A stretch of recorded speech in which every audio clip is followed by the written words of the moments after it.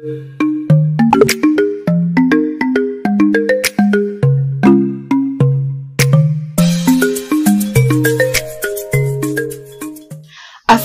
warahmatullahi wabarakatuh. Halo teman-teman semua, kembali lagi di Rianti Channel. Senang banget aku bisa menyapa kembali teman-teman semua. Tentunya ini di malam terakhir kita di tahun 2022 ya. Mungkin nanti setelah jam 12 malam ke sana kita sudah masuk ke tahun yang baru gitu ya, tahun 2023. Tentunya di tahun ini atau mungkin di malam ini tuh termasuk malam yang ditunggu oleh sebagian orang gitu kan. Dimana di malam pergantian tahun ini ada sebagian orang yang memiliki planning khusus gitu. Entah itu karena terkadang memang bukan terkadang lagi ya, karena momentum pergantian tahun itu biasanya berbarengan dengan libur sekolah. Jadi memang bisa kayak libur Ramadan, libur Idul Fitri, jadi bisa mudik gitu, bisa kumpul bareng keluarga. Atau ada juga planning yang lain, bisa bersama pasangan ataupun bisa dengan teman-teman ketika ibaratkan off dari perkuliahan ya, karena biasanya di bulan Desember itu memang perkuliahan ataupun kegiatan di sekolah juga berakhir, artinya sudah menghadapi libur. Tetapi di sisi lain ada juga sebagian orang yang momentum tahun baru ini dijadikan sebagai perenungan diri dan refleksi diri. Ketika di satu sisi ada sebagian orang yang mereka merayakan dengan penuh keceriaan, dengan penuh euforia pergantian tahun, tetapi di sisi yang lain ada sebagian orang yang melakukan refleksi diri atau perenungan diri gitu.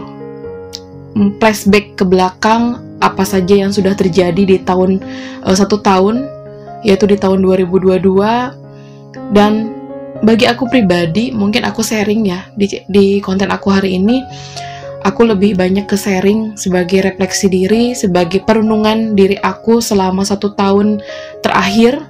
Banyak banget yang sudah aku lalui di tahun ini. Bagi aku pribadi, tahun ini ataupun malam ini merupakan malam bagaimana aku bisa merenungi, merefleksikan diri aku. Kembali lagi aku merenung apa yang sudah aku capai gitu kan, apa yang sudah terjadi di tahun 2022. Banyak suka, duka, keceriaan, kegalauan, kekecewaan atau bahkan sebuah penyesalan gitu yang sudah aku lalui di tahun 2022 ini. Ada juga beberapa target yang itu merupakan target aku ketika di awal tahun 2022 yang sudah tercapai. Tetapi ada juga target yang aku targetkan juga sama, itu harus terlaksana di 2022 tetapi belum juga tercapai. Selain itu ada beberapa keberhasilan yang sudah aku raih di tahun ini sesuai dengan planning aku ketika aku memasuki tahun 2022. Tetapi ada juga kegagalan yang aku dapatkan di tahun 2022 ini. Semua itu aku sadari bahwa dalam sebuah kehidupan itu selalu ada warna. Tidak mungkin mulus. Tidak mungkin ada suka saja. Tidak mungkin ada duka aja. Tidak mungkin ada keceriaan. Tidak mungkin ada terus kekecewaan ataupun penyesalan. Itulah hidup. Selalu penuh warna. Dimana kehidupan pun fluktuatif, naik turun. Selalu ada tanjakan, kemudian ada turunan, terus juga ada jalan yang datar. Itu hidup. Dan aku sadari itu sebagai momentum refleksi diri aku di tahun ini dan di malam ini. Artinya setiap masalah yang aku hadapi atau kita hadapi itu merupakan sarana untuk kita bisa banyak belajar untuk memahami arti masalah yang sedang kita hadapi, tentang arti dari kehidupan itu seperti apa. Karena setiap masalah itu pasti ada solusinya, tidak mungkin tidak. Dan kapan solusi itu kita dapatkan, kapan solusi itu bisa kita raih, tergantung bagaimana kita bisa memanage diri kita sendiri. Bisa saja solusi itu tidak datang dari pribadi kita ketika kita melakukan perundungan diri. Mungkin ketika kita berkomunikasi dengan orang lain, di sanalah letak adanya solusi dari masalah yang kita hadapi. Dan aku flashback ke belakang, banyak banget masalah yang aku hadapi, banyak banget tanjakan yang aku lalui, turunan yang aku lalui juga, jalan yang datar, dan itu sebagian besar ada pelibatan orang lain di dalamnya. Tidak hanya pelibatan diri aku sendiri. Artinya, banyak kontribusi orang lain.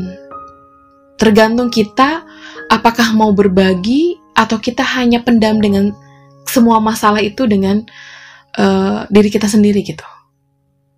Tetapi, bagi aku pun menyortir masalah apa dulu yang sedang aku hadapi. Ketika kaitan dengan privacy, dengan keluarga, tidak secara otomatis aku spill ke orang lain atau berbagi ke orang lain. Karena kalau urusan privasi dan keluarga itu tidak semudah itu kita share ke orang lain, karena itu kan aib. Jadi aku pun tetap untuk di tahun 2023 pun membatasi masalah seperti apa yang harus aku sharingkan ke orang lain. Kadang-kadang dalam menjalani kehidupan ini, kita ya, atau aku sendiri pun mendapatkan kekecewaan, sering mendapatkan kekecewaan dan juga sebuah penyesalan gitu, ketika sudah melakukan sesuatu. Tetapi aku sadari bahwa kita juga jangan terlalu banyak menangis, jangan banyak terpuruk dengan kekecewaan, dengan penyesalan itu. Justru kita harus lebih menambah lagi porsi syukur kita. Dalam setiap doa, kita harus tetap bersyukur gitu. Bersyukur kita karena pada akhir tahun ini kita masih diberi sehat, masih diberi bisa berkumpul dengan keluarga, masih diberikan rezeki yang cukup untuk memenuhi kebutuhan kita, masih bisa bertemu dengan teman-teman lama. Pokoknya banyak yang perlu kita syukuri, teman-teman. Dan aku pun mensyukuri itu. Dan aku berharap mudah-mudahan diizinkan untuk menatap tahun baru 2023 ini dengan hati yang lapang, ceria, dan penuh semangat. Pasti teman-teman di rumah juga banyak yang sudah membuat list resolusinya apa di tahun 2023, targetnya apa, planningnya apa yang harus diperbaiki di tahun 2022 itu. Ketika ibaratkan kita memasuki tahun 2023, berarti yang harus saya perbaiki itu ini gitu. Karena kita juga harus flashback ke belakang. Bukan berarti kita mengulang masa lalu, tetapi kita juga harus merefleksikan diri itu sebagai sebuah cermin bagi kita untuk melangkah menjadi pribadi yang lebih baik lagi. Dan semoga kita selalu diberikan hati yang lapang dada gitu ya, hati yang ikhlas ketika kita menghadapi berbagai masalah. Nanti ketika kita mulai aktivitas atau kita mulai menjalani kegiatan di tahun 2023 ini, semoga kita selalu bisa melapangkan hati atas kegagalan di hari kemarin, di bulan kemarin, pokoknya khususnya di tahun 2022. Bersihkan hati dari sifat iri, dari sifat dengki, overthinking. Kita selalu seujon dengan orang lain gitu. Walaupun mungkin tujuan orang lain itu berlaku seperti itu atau berucap seperti itu sebenarnya baik gitu. Hanya karena kitanya tidak bisa memanage emosi, hanya karena kitanya tidak bisa memanage pikiran kita, artinya berujungnya adalah overthinking. Dan bagi aku sendiri, aku belajar untuk bisa menata hati, menata ucapan aku, menata sikap aku, untuk tidak terlalu banyak menyakiti perasaan orang lain. Dan ketika misalkan di tahun kemarin banyak orang-orang yang menyakiti hati aku pribadi dan keluarga aku coba untuk belajar untuk memaafkan orang lain yang pernah menyakiti aku dan juga keluarga aku. Karena manusia itu tidak luput dari kesalahan dan kehilapan, teman-teman. Dan itu pun bagi aku pribadi pun sama. Aku bukan seseorang yang apa yang aku sharekan sekarang bukan berarti aku sudah termasuk orang yang baik, enggak.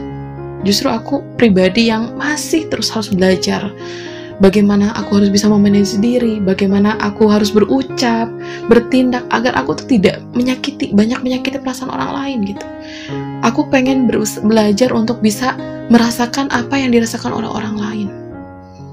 Dan ketika memang kita memiliki kelapangan, keluasan rezeki, jangan pernah kita tidak mau sedikit pun membantu orang lain. Apapun kondisi kita, tentunya di luar sana masih banyak teman-teman atau rekan-rekan kita yang ada di bawah kita. Kita harus tetap bersyukur. Kuncinya adalah bersyukur. Dan ketika kita mendapatkan sebuah masalah, kita coba untuk bersabar. Yakin ketika Allah memberikan masalah ke kita, menurut kita ini kayak nggak ada solusinya, padahal itu ada solusinya. Tetapi Allah tuh pengen kita berusaha secara maksimal mungkin sampai berada di titik ujung bahwa kita melakukan penyerahan diri kepada Allah, bahwa ya Allah, tolong hambamu ini untuk mendapatkan solusi dari masalah yang dihadapi. Dan itu aku alami sendiri di 1 tahun terakhir ini. Banyak banget pertolongan Allah itu. Tangan-tangan Allah itu banyak banget untuk membantu kehidupan aku dan juga orang tua aku, keluarga aku, dan juga proses-proses aku ketika aku dalam bekerja gitu. Banyak banget, teman-teman. Makanya satu hal yang aku maknai bahwa setiap akhir itu memiliki awal yang baru. Tentunya awal baru yang cerah. Rangkullah dengan hati dan juga dengan tangan terbuka ketika ada awalan yang baru untuk kita membuka lembaran baru kehidupan kita. Gunakan perjuangan tahun lalu untuk memberdayakan apa-apa atau tujuan apa yang akan kita capai di tahun ini. Biarkan tahun baru ini membawa sebuah nuansa inspirasi, nuansa kebijaksanaan, nuansa kegembiraan dalam hidup kita. Jadi, mulai besok, kita coba untuk membuka lembaran baru, kita coba untuk menulis sejarah baru di tahun baru 2023. Yang paling penting adalah teman-teman, tetaplah tersenyum dan berpositif thinking terhadap segala hal yang nanti terjadi di tahun 2023, karena itu merupakan kunci kebahagiaan di tahun baru 2023 ataupun tahun-tahun berikutnya. Cobalah buat resolusi yang baru, yang didasari dengan semangat yang baru, dengan kegembiraan, dengan euforia bahwa kita bisa menggapai sesuatu hal yang lebih baik dari tahun kemarin. Dan biarkan masa lalu kita itu menjadi sebuah cerminan untuk kita, agar kita tidak melakukan lagi kesalahan yang sama di tahun baru 2023. Tetap semangat, teman-teman.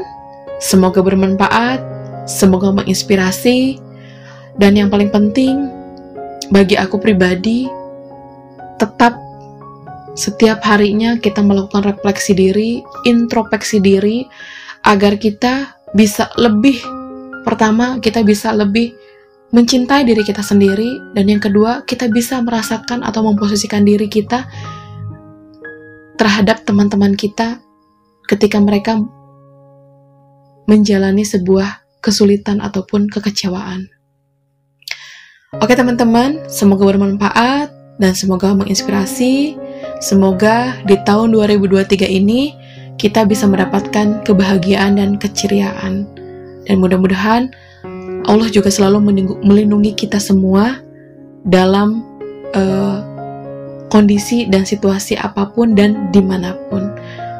Terima kasih teman-teman, mohon maaf apabila selama 1 tahun ini aku membuat konten ada beberapa hal-hal yang kurang berkenan di hati teman-teman, perkataan ataupun sikap aku selama berbagi konten dengan teman-teman juga ada yang menyinggung. Mohon dimaafkan dan terima kasih untuk support sistemnya dari teman-teman terhadap konten-konten aku, dan mudah-mudahan teman-teman pun selalu bahagia dan selalu dilindungi dan dikelilingi oleh orang-orang yang baik. Assalamualaikum warahmatullahi wabarakatuh.